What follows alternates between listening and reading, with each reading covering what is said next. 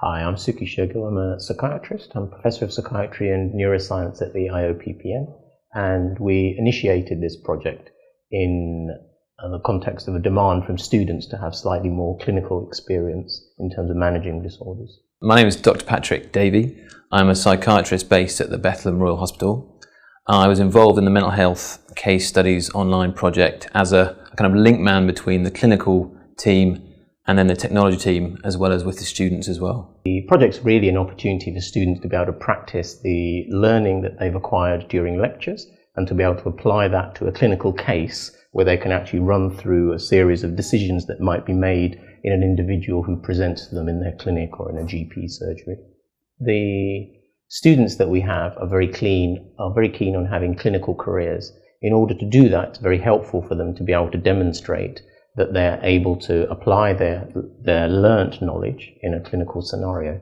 So unfortunately, it's very difficult to bring patients into the university and have them interviewed one by one. And clearly, if somebody's making an error or finds it very challenging to be able to interview somebody, it's very difficult for them to be able to replicate that and to take some feedback on board. So the question really was, is there a way that we can use technology to try and facilitate that process? Well, the Mental Health Case Studies online project is all about providing students with the opportunity to essentially make decisions and become more immersed in the process of seeing a clinical interview.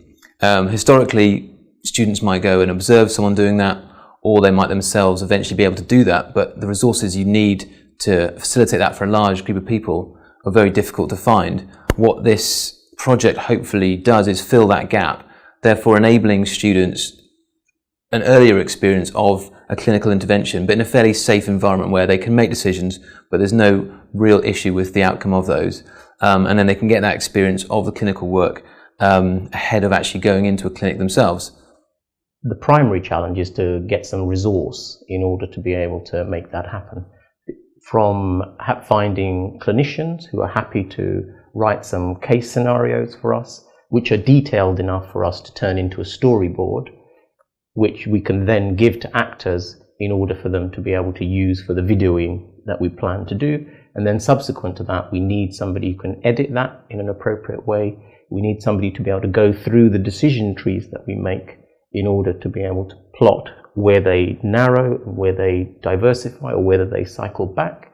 And we also need a platform which allows us both to be able to run that, which is publicly accessible, yet controlled enough that we can give people passwords in order to be able to use that. So on the one hand, we had the clinical team led by Suki, and I guess it was my role as a kind of a clinical expert within that field as a psychiatrist to bring that kind of knowledge to then link in with Carolyn's technology team and actually start to understand really the challenges that were placed on that team and try and work between the two to try and find a middle ground, how we could actually get the clinical idea and scenarios across, but in a way actually which made technological sense. Whilst we could find software which would allow us to actually prepare the scenarios to run through the different decision trees, one of the difficulties was finding something that would actually allow us to track each individual's pathway through that.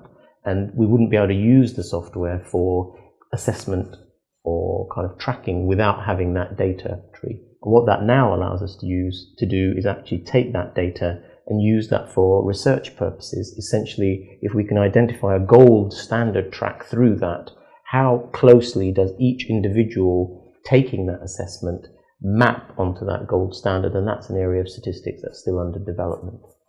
I think another challenge was for me to really appreciate, from my point of view, actually we've got this clinical expectation of what we want to achieve, but in technology terms, really that can mean something very different and very demanding, and there can be a huge amount of work that actually goes into achieving something like we did. Well, I'm actually involved in some of the teaching on the course, and we've talked and shown the other teachers on the same course about the decision tree and the project, and they've really embraced the idea. I think it's a great adjunct to the teaching we already do. The students themselves have found it a very useful tool in terms of bridging that gap between actually what they can experience from reading a book or just watching a passive video of people being interviewed to actually going into a clinic themselves, this really does fill that gap between, because there is that degree of interactivity about it. And I think that we've felt heartened with the project because the student feedback has been so very good. I think this really met an unmet need in terms of something that they really wanted to do, and we're kind of fortunate that that's where the project originated from, that we actually did it in response to what students needed. And now that people are able to run through those scenarios, we've had the feedback that we've had suggests that they're finding them pretty valuable in terms of meeting the learning objectives and in terms of applying the knowledge that they've gained during the kind of taught lecture series. So I think first of all is that if you've got a good idea and it's going to meet a student need, I think you need to be prepared to progress that. The second lesson, I think, is that however long you think something's going to take, it's going to take at least 2 or 3 times as long as that. I would say one of the key lessons is about planning. I don't just mean that planning about what we're going to do. I mean planning with your team, the clinical team, as well as with the technology team, because sometimes there can be a slight difference between expectation from the clinical side and actually what that really means in terms of the technology needed to actually make that happen. There are 2 kind of future prospects which I think would be very valuable.